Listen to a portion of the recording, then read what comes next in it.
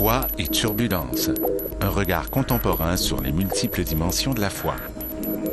Coordonnateur, Louis Lesage. Aujourd'hui, la table ronde.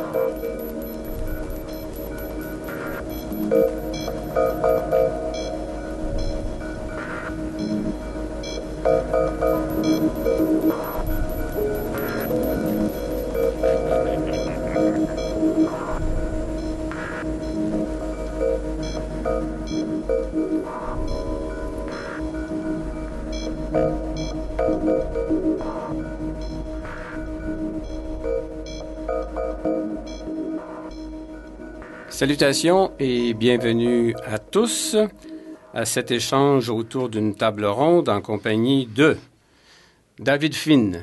David Finn, pasteur de l'Église de Granby, de l'Église unie de Granby. Bonjour. Et on rappelle qu'il fut pendant plus de 15 ans le directeur ou rédacteur en chef de la revue Aujourd'hui Credo. Sabrina Di Matteo. Je rappelle également qu'elle a été rédactrice en chef de la revue Haute Fidélité. Et puis qui est maintenant responsable de la formation ou adjointe à la responsabilité de la formation à l'Église catholique de Montréal. Bonjour Sabrina. Bonjour. Et puis Jean-Claude Ravet, qui lui est encore rattaché à une revue importante, qui vient de fêter encore son 70 ans. En fait, pas 70 ans, mais quelques... On passe à 71 ans maintenant. On passe à 71 ans. Pas Jean-Claude, cependant, encore. Alors, Jean-Claude Ravet, donc rédacteur en chef de Relations. Et puis, bien, je souligne l'absence de Gilles Leblanc. Gilles Leblanc qui était directeur de Présence Magazine. Présence Magazine qui a publié son dernier numéro à la fin mars. Et c'est le sort qui, à l'occasion, menace, ou en fait plusieurs même publications religieuses. On pourrait peut-être faire un petit commentaire là-dessus. Oui, non, David Finn. On pourrait dire que c'est Absence Magazine qui... On voit qu'il y a une chaise vide autour de cette table-là. C'est très désolant. Premièrement parce que Gilles Leblanc était un collègue avec lequel il était très agréable de converser, mais aussi très désolant aussi parce que c'est une voix de moins à l'intérieur du monde médiatique religieux qui s'est éteinte. Ce n'est pas la première. Dans les revues protestantes, il y en a plusieurs qui ont terminé leurs activités. Il y en aura d'autres aussi. Alors, c'est malheureux. C'est un mouvement qui se continue, mais Présence Magazine avait bien sûr un impact direct dans les débats sociaux, et malheureusement, maintenant, cette voix est éteinte. Et en fait, c'est très rare que je commence comme ça la table ronde directement en parlant des magazines, mais en fait, on peut souligner immédiatement de toute façon que Jean-Claude Ravet, qui est rédacteur en chef de Relations, que Relations avait de gagner quand même Oui, on a gagné le prix important. Le prix de la SODEP comme du meilleur dossier de l'année 2011-2012 pour notre numéro La force de l'indignation, qui était aussi le numéro anniversaire, si on peut dire, des 70 ans de la revue. Donc on est d'autant plus fiers. Et c'est un geste de reconnaissance aussi de la société québécoise, du rôle de revues qui peuvent être religieuses et avoir une parole pertinente dans le débat de société. Je pense que c'est donc encourageant de ce prix-là, et nous encourage d'autant plus à nous à poursuivre dans la voie qui est la nôtre. Alors, je voulais commencer comme ça. D'abord, Jean-Claude Ravet est encore, bien sûr, rédacteur en chef de Relations, et Relations est encore là. David Finn n'est plus rédacteur en chef de Aujourd'hui Credo, mais Aujourd'hui Credo est encore là. Et puis Sabrina Di Matteo n'est plus rédactrice en chef de Haute Fidélité, mais Haute Fidélité est là d'une certaine manière. Mais enfin, c'est surtout ce qui est important maintenant. Mais oui. Je dirais que le diocèse de Montréal, au niveau de l'information que de la formation, investit surtout son propre site Internet actuellement. Donc, il reste que tout ce beau monde autour de cette table continue à suivre et à observer ce qui se passe dans l'actualité, et même parfois à participer aux événements qui sont passés. Alors, on peut commencer tout de suite justement en parlant de l'événement qui s'est passé il y a quelques jours. Bien sûr c'est un événement dont on doit parler aujourd'hui, y compris bien sûr un petit peu après tout ce qui concerne le mouvement étudiant ou la grève étudiante ou les débrayages étudiants ou le boycottage des cours des étudiants, on peut appeler ça comme vous voulez. Ça aussi, bien sûr, on y reviendra. Commençons donc par cette journée de la Terre, ce jour de la Terre. Et pour vous remettre un peu dans l'atmosphère, je rappelle toute première ligne de cette déclaration du collectif d'auteurs. Nous, hommes, femmes et enfants de bonne volonté, nous nous rassemblons pour dire au monde que nous avons à cœur la terre riche, généreuse et fragile que nous habitons et la défense du bien commun en ce pays.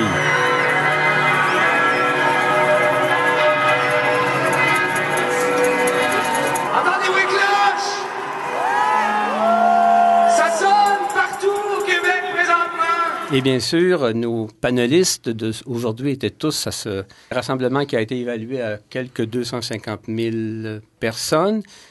250 000 personnes foncièrement écologistes. Est-ce que nous avions 250 000 personnes vouées à la cause environnementale, vouées corps et âme à la cause environnementale?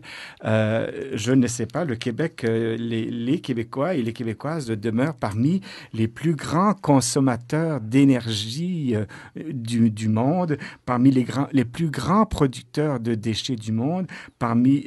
Ici, au Québec, il y a aussi un des plus hauts taux de gaspillage d'eau dans le monde. Donc, oui, c'est bien beau de se manifester et de casser du sucre, comme on dit, sur le dos des gouvernements qui ne font rien, sur l'inertie de nos leaders, etc.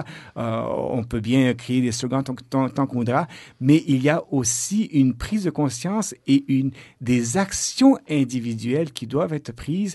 Et est-ce qu'elles sont prises par toutes les personnes qui étaient là lors de cette manifestation-là? Je ne le sais pas. Je pense, oui, qu'on a le droit d'exiger de nos gouvernements des politiques de protection de l'environnement, mais nous avons aussi le devoir et la responsabilité individuelle aussi, chacun de nous, d'examiner nos comportements vis-à-vis de l'environnement.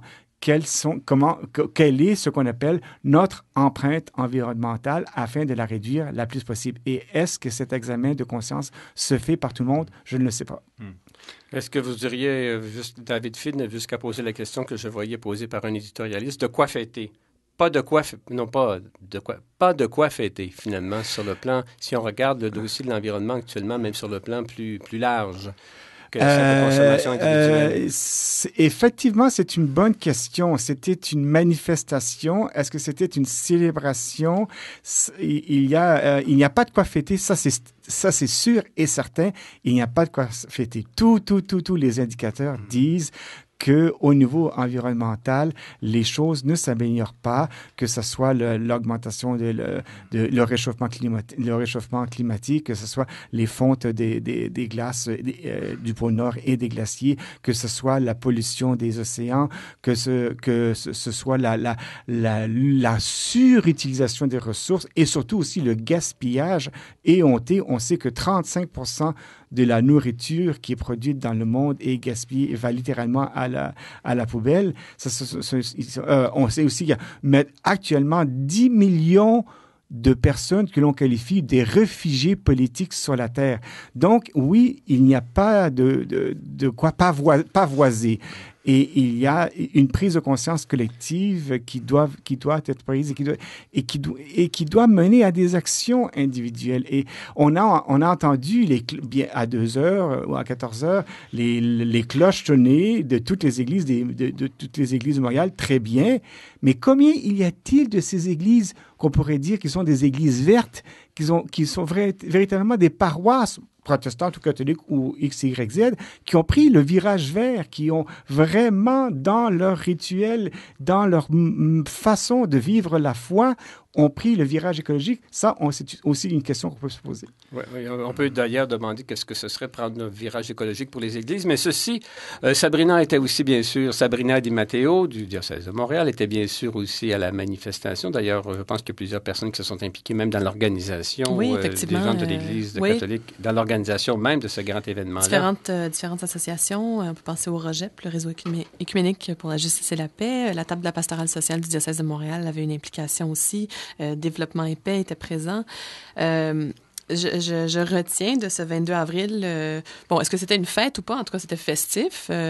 On avait craint qu'à travers le pot pourri qui pouvait se présenter de manifestants à la fois de, la grève étudiante, les environnementalistes, le plan Nord. Il y avait beaucoup de choses se mélangeaient dans les revendications à travers ça. Je retiens donc une atmosphère festive, il n'y a pas eu de casse, mais peut-être un peu dans le sens de David, là, je vais faire la cynique de service, mais j'étais là, je me disais, oui, c'est des beaux discours, on est tous mobilisés, mais vraiment, demain matin, on fait quel choix de vie au quotidien?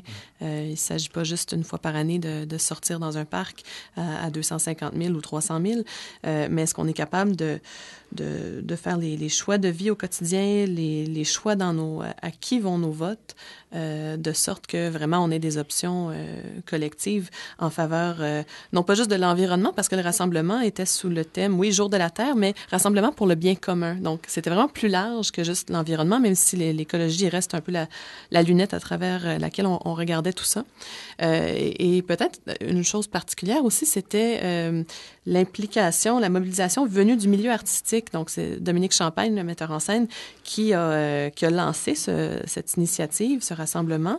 Et il y a eu des porte-paroles, bien sûr, de groupes militants qui ont pris la parole, le Greenpeace, Équiterre, la Fondation Suzuki. Fondation Suzuki, des rassemblements de Premières Nations aussi. Mais ça a été assez apolitique, d'une certaine manière. Là. Il n'y a pas Thomas Mulcair était présent, mais il n'est pas allé prendre la parole en tant que chef d'opposition. Donc, intéressant, mais bon, je reste un peu avec la question, qu'est-ce que ça va donner si chacun ne prend pas l'initiative d'aller plus loin? Mais moi, quand même, je voudrais... moi, je ne suis pas tout à fait d'accord en disant que, bon, l'important, c'est que ça va mal, il faut faire des actions concrètes. Il y a là un événement significatif en lui-même, une célébration populaire, collective, qui se réunit pour dire une utopie. L'utopie est d'autant plus forte que ça va très mal. C'est-à-dire que c'est parce que ça va très mal qu'il faut célébrer. Sinon, les chrétiens seraient les premiers en contradiction avec eux-mêmes. C'est parce qu'on croit que pour le salut du monde, on se réunit pour célébrer et cela nous anime à nous transformer petit à petit. Alors moi, je pense que c'est un événement historique parce que c'est une prise de position collective en faveur du bien commun, en faveur de la terre, en faveur de changements qui doivent être faits, qu'on soit en contradiction avec cette utopie. C'est inévitable. L'utopie, c'est pas d'y accéder, mais c'est ce qui nous fait marcher vers.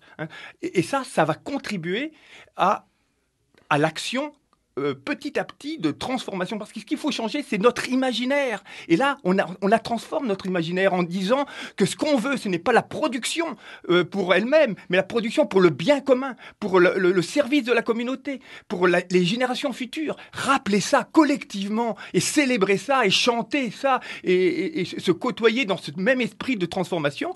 Moi, je trouve que c'est formidable. Et moi, j'ai été animé par cet événement-là. Et bien sûr que maintenant, ça ne veut pas dire que maintenant tout est fait, que maintenant on passe à autre chose. Non, justement, ça veut dire que maintenant on entre dans un processus de transformation pour être cohérent avec notre célébration. Justement, Jean-Claude Ravet, vous avez souligné finalement que vous êtes chrétien, puis au fond, on peut dire que ce qui réunit, entre autres choses, ce qui caractérise peut-être notre table ronde, notre table d'échange, c'est que vous êtes tous des gens impliqués comme tels, en fait, qui avaient des convictions chrétiennes. Et même David Finn, vous avez écrit un livre sur Jonas et l'environnement. C'est peut-être pas tout à fait le titre exact. Jonas, le prophète de l'environnement. Jonas, prophète de l'environnement, très impliqué là-dedans. Et Sabrina sensibilisait à ces causes-là. Je voudrais vous demander, dans le fond, qu'est-ce qui, dans votre foi chrétienne, si l'on veut, peut nourrir véritablement cet engagement, cette sensibilité pour les questions touchant l'environnement? Bien, pour moi, c'est assez facile de répondre. Je pense que nous croyons... Oui, vous avez écrit un livre là-dessus, donc j'imagine que c'est facile de répondre. Enfin, j'en ai écrit deux, mais... Donc, c'est très facile. C'est que nous croyons, tous les chrétiens, de toute confession, quelle qu'elle soit, nous croyons en un Dieu créateur. et que cette création s'effectue encore, n'est pas terminée, que Dieu est encore actif dans la création. Donc, nous croyons en un Dieu créateur.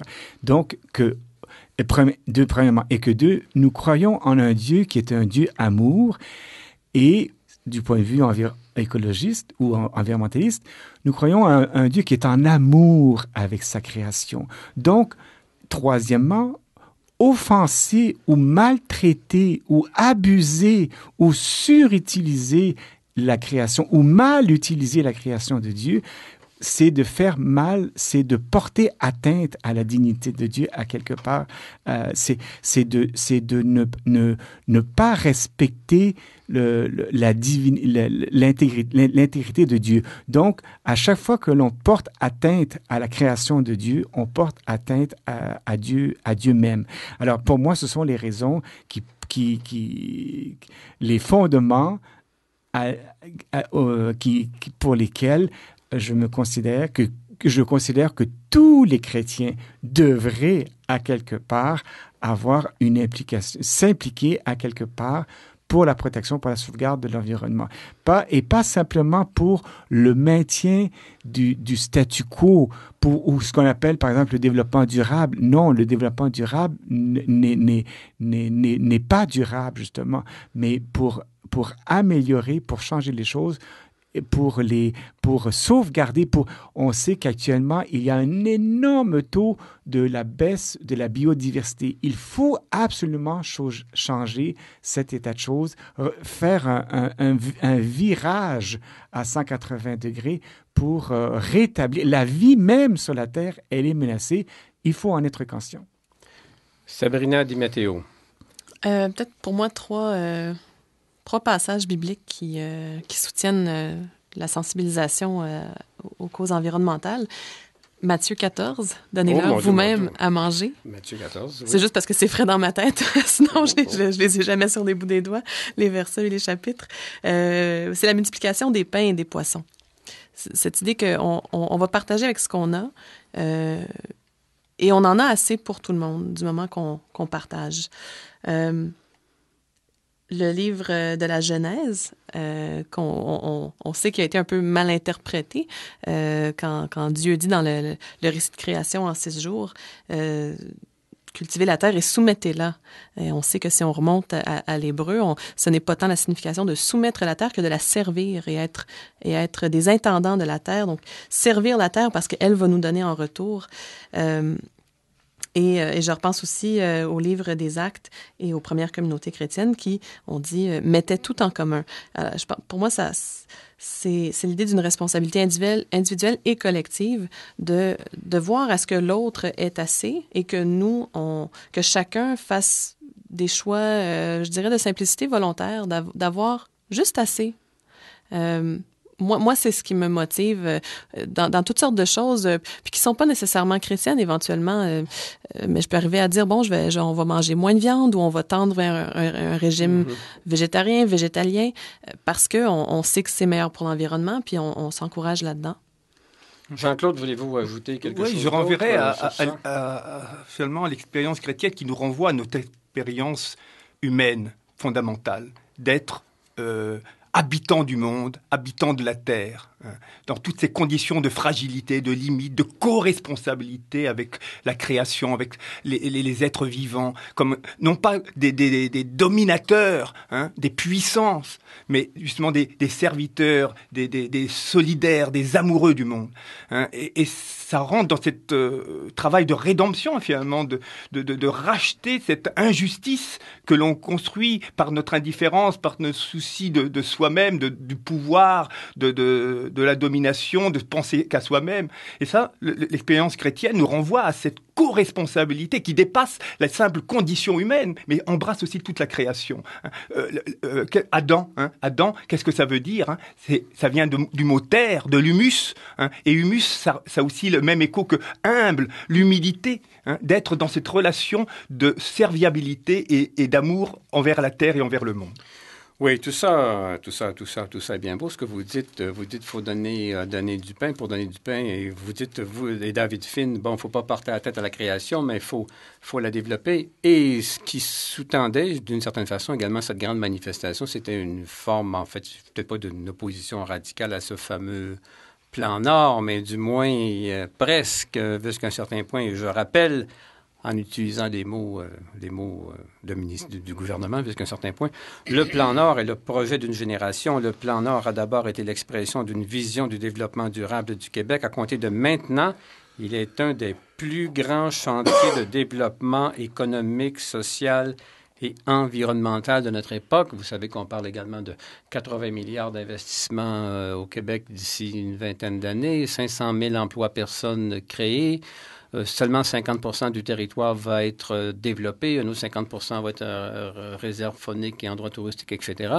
Alors, quelle est votre position, vous, tenant compte de votre foi environnementaliste sur cette... on n'en discutera pas trop longtemps, mais quand même, vous avez sûrement réfléchi à ça. Moi, je dirais, pour reprendre une métaphore évangélique, Jean Charest et le plan Nord, c'est une vieille outre. Hein. On met pas, Jésus disait, on ne met pas le vin nouveau dans une vieille outre. Hein. Et c'est ça. C'est la vieille outre. Le plan Nord, c'est une vieille outre. C'est-à-dire qu'il y a un projet... Non, il y a un projet formidable, le plan Nord. Hein. Il y a une potentialité extraordinaire, le plan Nord. C'est-à-dire qu'il y a le développement, il ne faut pas le rejeter du revers de la main, évidemment. Mais c'est cette conception étriquée, productiviste qui est sous-jacente au plan Nord, qui est à rejeter. Hein. C'est cette vision purement économiciste qui fait que ce qu'on veut, c'est d'enrichir les producteurs d'une manière mesquine, si on peut dire, sans prendre en compte le bien commun. Hein, et le bien commun générationnel, le bien commun de prendre du souci de l'écologie et des habitants de la Terre. C'est cet aspect-là qui est évacué et qui doit être, qui est contesté, pas le plan Nord en soi. Hein, et c'est ça pour moi l'image me vient à la tête. On est en face d'une vieille outre. Hein? On pourrait dire une vieille baudruche aussi. mais en fait, l'image est tirée de l'Évangile. Oui, Jean-Claude m'inspire, pas pour la vieille baudruche, mais pour une autre image. C'est celle, en fait, des marchands du temple. Oui, nous habitons un temple qui est le territoire qui nous a été donné, qui est un temple sacré, et que nous devons vénérer, sur lequel nous sommes appelés à vivre et que nous devons vénérer. Mais autour de ce temple-là, tout autour de là, se sont dressées des tables des marchands et Jésus alors s'est mis en colère contre ces marchands. Alors c'est là où effectivement le plan Nord dévie de la notion d'utiliser ce territoire à bon escient pour l'enrichissement collectif, pour l'enrichissement social et humain de toute une collectivité, et il l'a vendu à des marchands du temple. Mais est-ce que vous êtes fondamentalement en partant contre le plan Nord ou surtout en fonction de du fait qu'il soit peut-être trop de la marchandisation? Oui, c'est ça, tout à fait. Oui. Sabrina? Je vais avouer très, très sincèrement pas avoir assez étudié la question du plan Nord. Mais ce qui est inquiétant, c'est de voir dans tout ce qui est développement, recherche de ressources au Québec, gaz de schiste, est-ce qu'on détruit notre environnement? Ça va ressembler à quoi un territoire où est-ce qu'on a fait du forage pour arriver au gaz de schiste? Puis le plan Nord, oui, c'est beau, la création d'emplois, c'est extrêmement alléchant, aller chercher un salaire comme il y en aurait pour quelqu'un qui s'est présenté au Salon du plan Nord puis qui veut aller dans le développement. Mais en bout de ligne, pourquoi, justement? Le but ultime, c'est quoi? C'est l'enrichissement de l'économie du Québec, mais par le biais de multinationales chinoises. Vraiment, là, c'est quoi les retombées? Est-ce qu'on va avoir seulement instrumentaliser nos ressources? Alors, si on revient rapidement à notre premier sujet, vous étiez tous à la manifestation du Jour de la Terre. Et puis, même si on peut relativiser ce qu'il y avait à fêter, il reste quand même que c'est vraiment une occasion qui nous est donnée de réfléchir à nouveau sur ces préoccupations-là autour de l'environnement. Et maintenant, je vais vous demander tout à l'heure, est-ce que vous étiez aux manifestations avec les étudiants? Vous écoutez Foi et Turbulence. Aujourd'hui, la table ronde.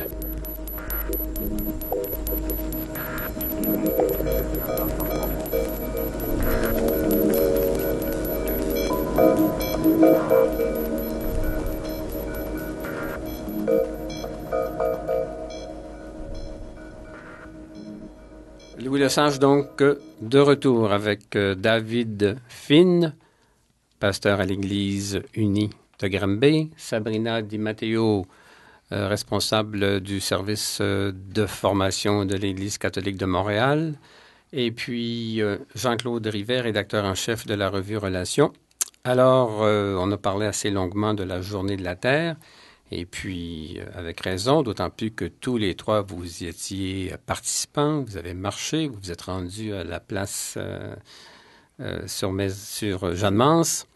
Alors, est-ce que vous avez participé, étiez-vous également à les différentes manifestations étudiantes, y compris celles qui étaient beaucoup plus larges, là, un dimanche, il y a une semaine ou 15 jours? Là? Oui, il y a 2 semaines, c'est ça. Il y a 2 semaines, merci. Étiez-vous à ces manifestations-là? Moi, je peux dire que j'ai été celle, j'ai assisté, pas assisté, j'ai participé à celle il y a un peu plus de 2 semaines. Qui a été fort impressionnante également. Qui était fort impressionnante, oui, qui était très festive. Là, on sait qu'il y a des... Et c'est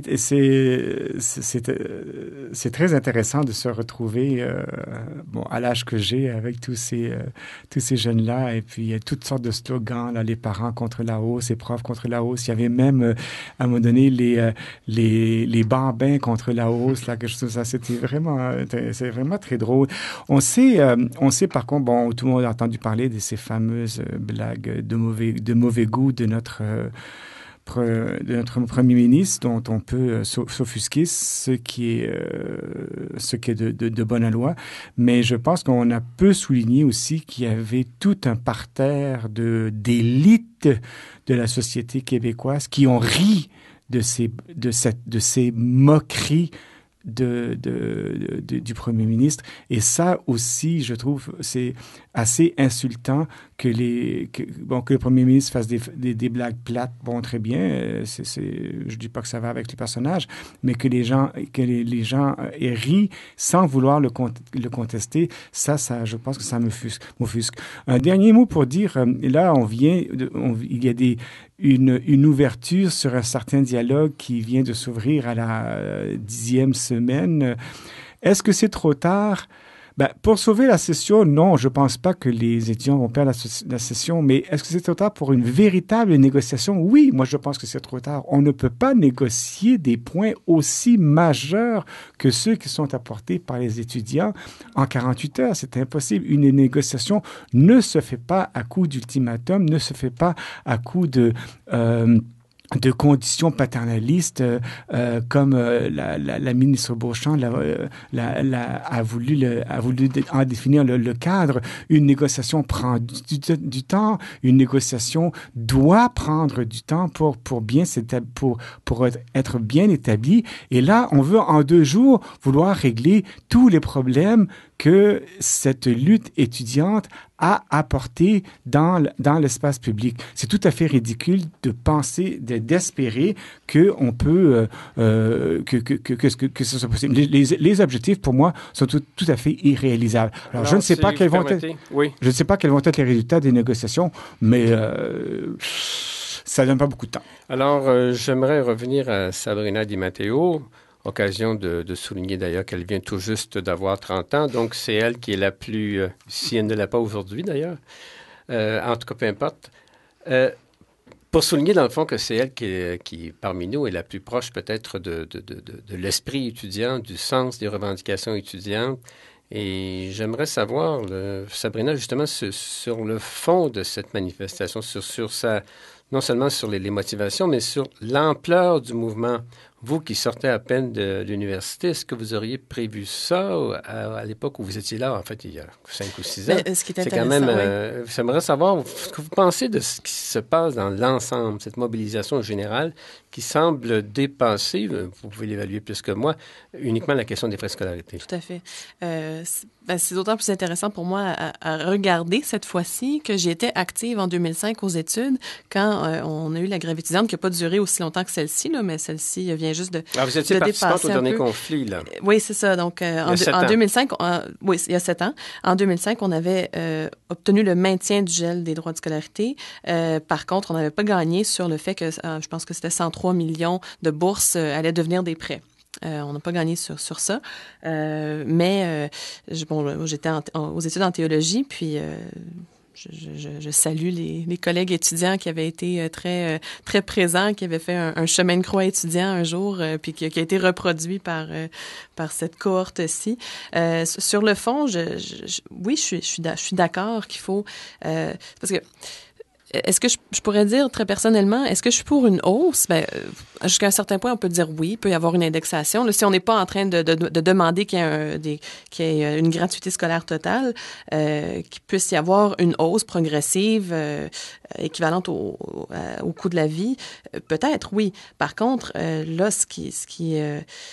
c'est que c'est tellement grand ce que c'est devenu, ça devient plus que la question des frais de scolarité, ça devient une question de gestion des universités, de choix de société,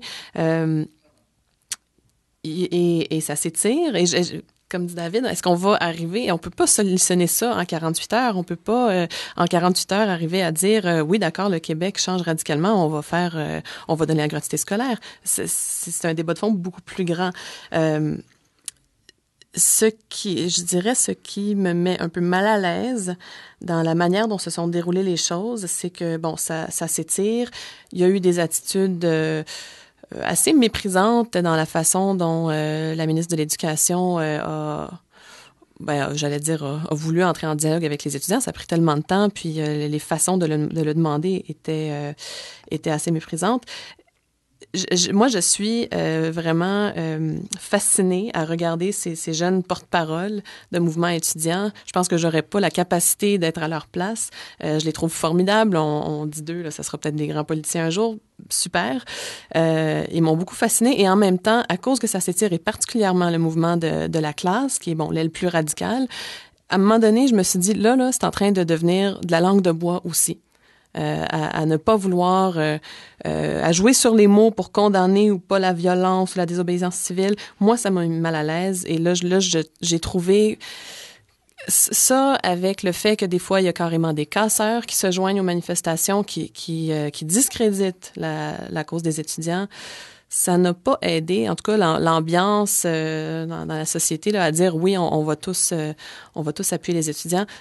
Quand ils marchent sur la 40 puis ils bloquent les ponts pour les mamans et papas qui veulent retourner chercher leur enfant en garderie puis pas payer 50$ de frais de retard, ils n'aident personne. Cela dit, je suis aussi fascinée de voir comment ça déborde les étudiants, les profs qui ont bloqué les entrées. Puis hier, mardi, il y a 3 écoles secondaires dans la région de Montréal qui avaient décidé de débrayer aussi.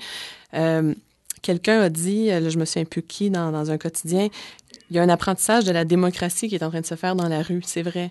Puis les étudiants nous renvoient à nos options sociales d'une manière assez grandiose.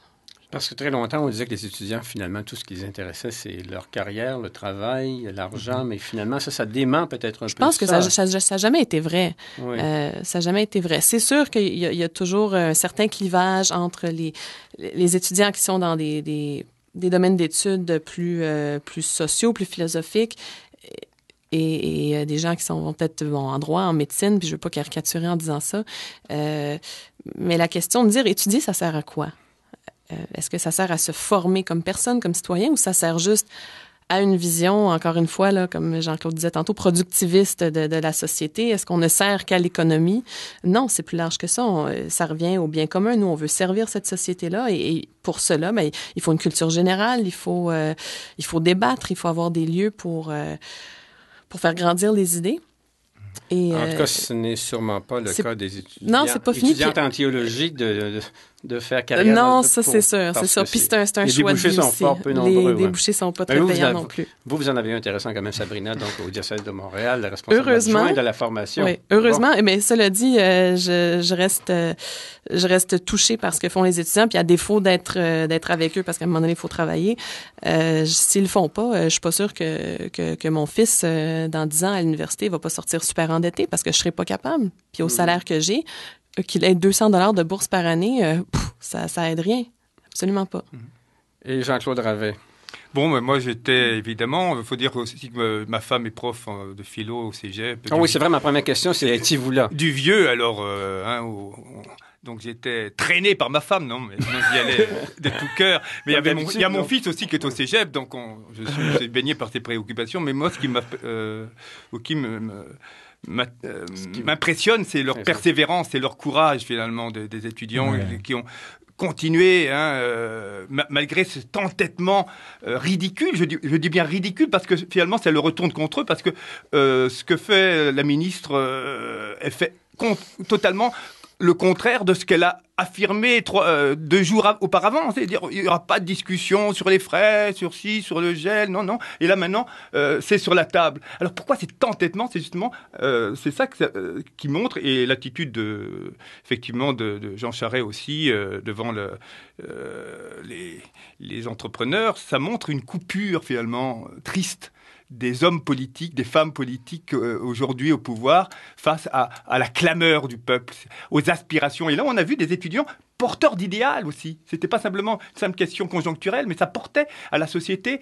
Et je pense une question profonde, d'ailleurs, que Guy Rocher nous a rappelé, que c'était au cœur de la Révolution tranquille, les revendications des étudiants. Là, comme si on a oublié ça. Et la réaction du public est assez aussi, m'a déçu beaucoup, parce qu'il y a beaucoup de gens agissent de manière, justement, comme mon oncle, qui dit « Ah, nous, on a souffert, ben vous souffrez », et sans penser à l'idéal, au projet de société. On n'est plus dans les projets de société, là, et c'est ça. Ils nous rappellent, les étudiants nous rappellent que nous sommes dans une société, et qu'une société est vivante dans la mesure qu'il y a un projet qui porte. Alors, c'est une bonne conclusion de cette partie sur... Une très bonne conclusion. Très bonne conclusion de cette partie sur une certaine forme d'évaluation. Il y aura encore beaucoup de choses à dire sur ce qu'on peut appeler un mouvement étudiant profond et fort important.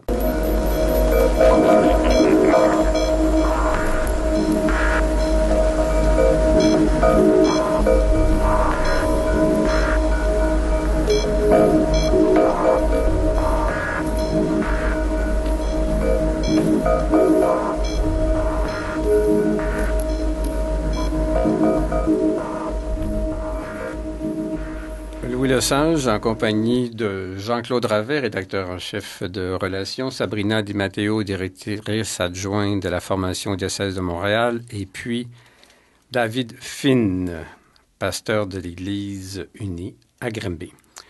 Alors voici, dans quelques jours, en fait dans le 27, le vendredi qui vient, Monseigneur Christian Lépine sera non pas consacré ni intronisé, mais sera installé comme évêque ou archevêque de Montréal. Merci. En fait, tous sont invités à se rendre à la basilique et même... Non, à la cathédrale. La cathédrale sur René Lévesque. Cathédrale Marie-Reine du Monde sur René Lévesque, à côté de René-Élisabeth.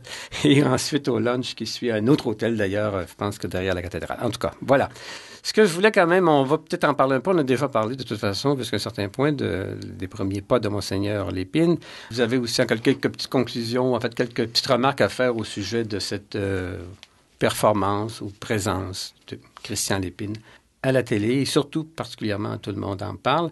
Devrais-je commencer par Sabrina Di Matteo? Ah oui. Pourquoi pas? Tout seigneur, tout honneur. Tout honneur, qui est une employée du diocèse de Montréal, de l'archidiocèse de Montréal. Mm-hmm. J'accroche particulièrement sur le mot que vous avez utilisé, là, cette performance de Christian Lépine, tout le monde en parle. Puis je pense que le mot performance est juste, parce que dans la mesure où tout le monde en parle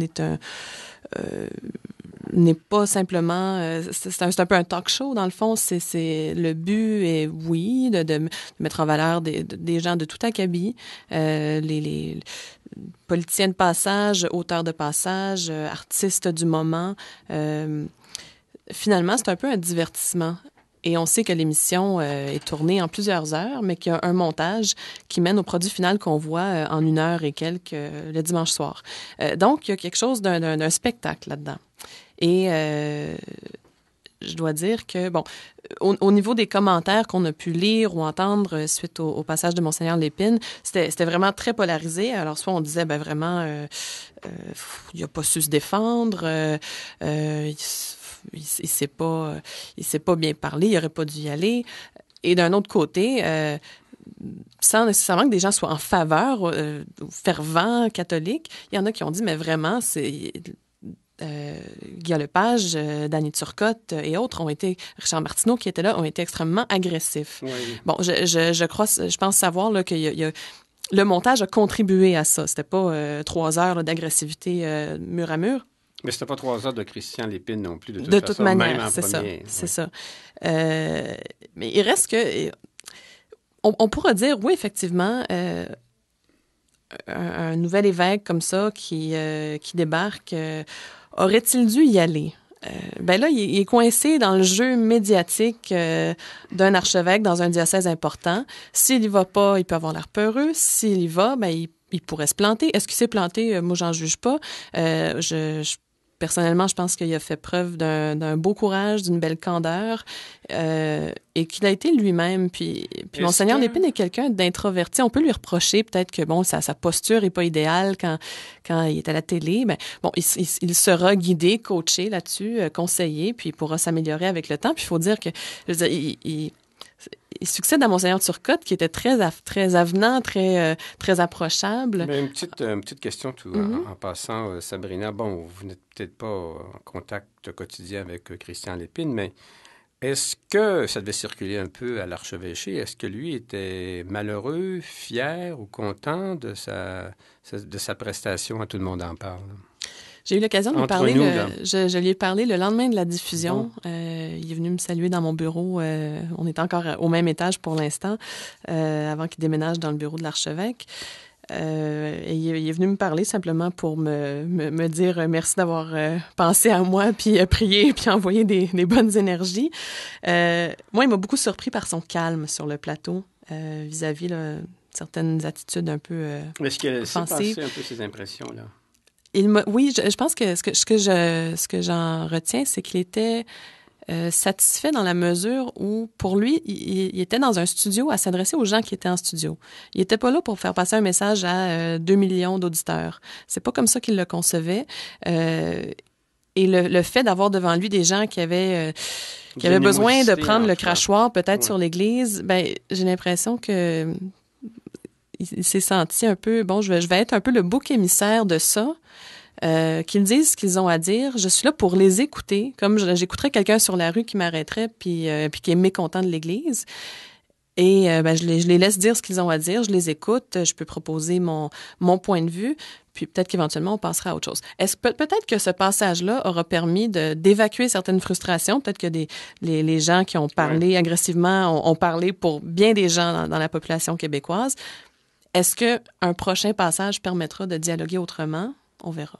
D'ailleurs, on sent que, pour lui, je pense que sa véritable rentrée sera celle qu'il fera à l'automne. C'est-à-dire qu'on a l'impression qu'il se prépare à faire son entrée plus perdue. Évidemment, il y a une cérémonie qui s'en vient importante, mais vraiment à dire ce qu'il veut faire, à élaborer son plan. Je pense que s'il se garde ça pour l'automne, d'après ce que j'ai perçu. Oui, de toute manière, c'est toujours vers l'automne qu'on parle d'une rentrée pastorale. Alors, s'il y a certaines orientations à établir, ce sera à ce moment-là qu'on le saura. Puis en même temps, on le sait, Monseigneur Lépine est un prêtre du diocèse de Montréal. Ça fait plusieurs années qu'il est là. Alors, je pense qu'il ne peut que de toute manière s'inscrire en continuité avec le projet pastoral d'ensemble. Jean-Claude Rabais, quelque chose à ajouter de pertinent? Moi, je dirais que rien ne l'obligeait à y aller et il a fait le mauvais choix. Rien ne l'obligeait parce que personne n'aurait critiqué, parce que qui l'aurait dit? Pour ça, personne de l'émission aurait dit Monseigneur a refusé de venir. Non, il aurait trouvé une justification de ne pas venir et il serait préparé. On avait en face l'archevêque de Montréal qui avait un regard fuyant et une pensée fuyante. Ça part mal de dire, hein, ça part mal. Il n'était pas préparé. Il y allait naïvement se faire manger, effectivement, hein, la laine sur le dos. Hein. Bon, il peut avoir l'attitude, effectivement, de dire « Oh, quel sacrificiel !» Il y a plusieurs chrétiens, j'ai entendu. D'ailleurs, « Oh, voilà, un saint homme, il se fait manger tout cru, le martyr. » Non, je pense qu'il a fait un mauvais choix, un mauvais jugement. Parce qu'il a un lourd héritage, même s'il est jeune comme évêque, il a un lourd héritage. Il a été nommé d'une manière irrévérencieuse par rapport au peuple de Dieu. Je veux dire, c'est rare qu'un évêque qu'on nomme si jeune, comme ça, si peu d'expérience, et déjà préétabli par Monseigneur Ouellette, hein, un an auparavant, on le met comme archevêque auxiliaire, et un an plus tard, ou quelques plus, archevêque, tout d'un coup comme ça. C'est rare qu'on voit ça. Hein. C'est rare. Il a un héritage d'être un évêque téléguidé par la hiérarchie vaticane. Et ça, c'est lourd à porter. Je pense qu'il est capable, parce qu'il reflète un homme humble. Ça, c'est bien. Un homme qui est capable d'écouter. Ça, c'est bien. Parce que ce n'est pas un doctrinaire, même s'il a une doctrine un peu, on le sent, un peu poussiéreuse et un peu fermée, là, mais il est capable d'écouter. Et donc, moi, je pense à lui, j'imagine, hein, j'idéalise, hein, peut-être que l'esprit peut souffler comme il a soufflé envers Monseigneur Romero. On sait que Monseigneur Romero était un évêque qui avait une réputation d'être très conservateur, hein, même avec des amitiés avec l'Opus Dei. Hein. Et là, au contact de la vie, au contact du peuple, au contact des questions sociales, des questions vitales, des questions de souffrance et d'angoisse, il s'est ouvert et est devenu le saint des Amériques. Et moi, j'espère que, pourquoi pas, Monseigneur Lépine sera Monseigneur Romero du Québec, capable de parler de la société, des questions sociales, à place de questions sexuelles. Alors, ça serait extraordinaire. Ah, bien, vous allez dire c'est un beau rêve. Non, c'est pas un beau rêve, c'est une belle manifestation de confiance en l'Esprit Saint et également à Monseigneur Christian Lépine. D'ailleurs, comme le pape Jean XXIII aussi avait eu un souffle particulier lorsqu'il avait décidé de lancer ce concile qui n'en finit plus de faire parler de lui. D'ailleurs, dans quelques années, dans quelques mois, on fêtera le 50e anniversaire du concile. Alors, je commence à déparler. Alors, donc, peut-être on peut rapidement commenter deux petits événements aussi qui ont caractérisé la vie de l'Église récemment, de l'Église particulièrement peut-être cet ordre ou enfin ce mot du Vatican s'adressant aux communautés, à la conférence américaine des communautés religieuses pour leur dire qu'elles seront davantage surveillées. Elles sont pratiquement mises en tutelle d'une certaine façon. Elles sont supervisées, on pourrait dire. Carrément. Et en même temps, si on peut aussi, du Vatican toujours, ce rapprochement qu'il y aurait actuellement en train de se faire et réconciliation entre le mouvement, le févriste, là, en fait. La Société de Saint-Pédis. Merci beaucoup. Société de Saint-Pédis, oui, c'est ça. Alors voilà, commenter un peu brièvement, terminant ces événements-là. David Finn, pas su refuser probablement. Bon, non, vas-y, David. Je veux dire... je vais juste faire une parenthèse sur la question du futur Romero, sans vouloir esquiver la question, mais je pense que Monseigneur Oscar Romero n'est pas juste entré en contact avec les questions sociales. Il a vu certains de ses amis torturés et tués, emprisonnés, et il a vu la violence avec laquelle ils étaient traités, la violence qui dominait la communauté sur laquelle il devait maintenant il était dont il était maintenant le pasteur, ce qui est différent du Monseigneur Lépine. Oui, mais attendez, Monseigneur Lépine a peut-être vu des étudiants qui se faisaient tabasser par les policiers quand même le contexte n'est pas le même. Non, c'est vrai, par exemple. Deux choses me frappent la semaine dernière, mercredi 18 avril. Deux choses, en fait, deux événements qui se déroulent en même temps, on pourrait dire. Effectivement, là, dans la suite du rapprochement que le Vatican tente avec le mouvement de la Société Saint-Pédis, donc un mouvement attribué à Monseigneur Lefebvre. La Fraternité Saint-Pédis. Fraternité, merci, pas Société, c'est peut-être autre chose. Je l'ai écrit devant moi sur le journal, c'est pour ça. Continuez. On attendait la semaine dernière, en fait, la réponse de la Fraternité Saint-Pédis à la main tendue par le Vatican. Il y a une sorte de dialogue là, qui se passe depuis au moins 2 ans. on attendait de voir si la fraternité allait se mettre d'accord sur certains points demandés par le Vatican pour que la société réintègre pleinement l'Église catholique, parce qu'il y avait eu donc levée de l'excommunication en 2008-2009. Donc, entre autres, en demandant qu'ils reconnaissent qui reconnaissent les enseignements de l'Église, incluant Vatican II, qui était réfuté. Parce qu'on leur a reconnu la célébration de la messe dite tridentine, donc depuis le Concile de Trente. Donc, apparemment que c'est favorable. On ne sait pas beaucoup de détails. On ne sait pas beaucoup de détails, mais il semblerait que le dialogue continue dans une certaine ouverture. Alors, il y a cette main tendue qui continue.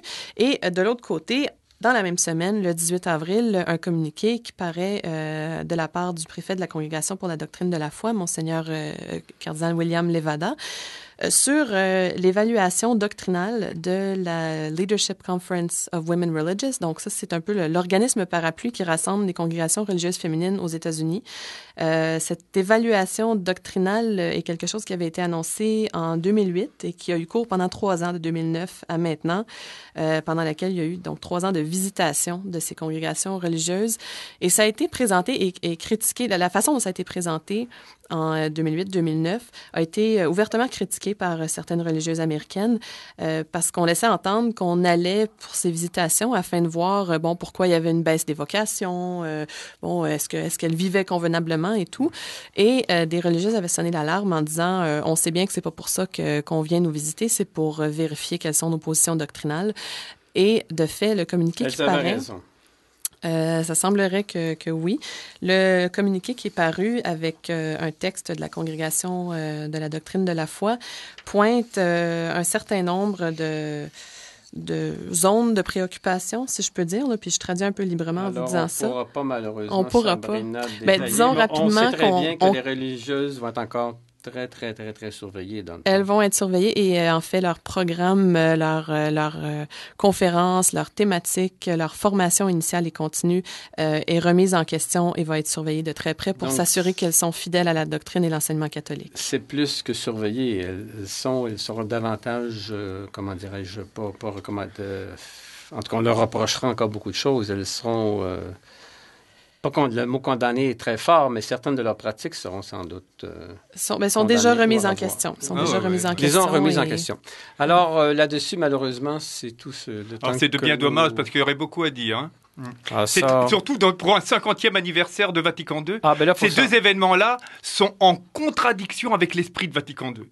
Complètement. Alors, on pourrait revenir peut-être à notre prochaine table ronde, qui sera également la dernière de la saison, en fait, vers la fin mai. On pourra réévaluer globalement l'année. Alors, merci beaucoup, donc, David Finn, d'être encore avec nous. Avec plaisir. Merci bien d'être... Et merci à Sabrina Di Matteo et merci également à Jean-Claude Ravet. C'est moi qui te remercie. Alors, merci. Et puis, je remercie également Guy Lafrance d'être avec nous en studio, à la régie. Et puis, c'est Louis Lesage qui vous dit à la prochaine. Et la prochaine émission de Foi et Turbulence la semaine prochaine avec Sabrina Di Matteo comme animatrice qui parlera, entre autres, de la pensée sociale de l'Église avec sans doute des gens très bien informés et sensibilisés à toutes ces questions.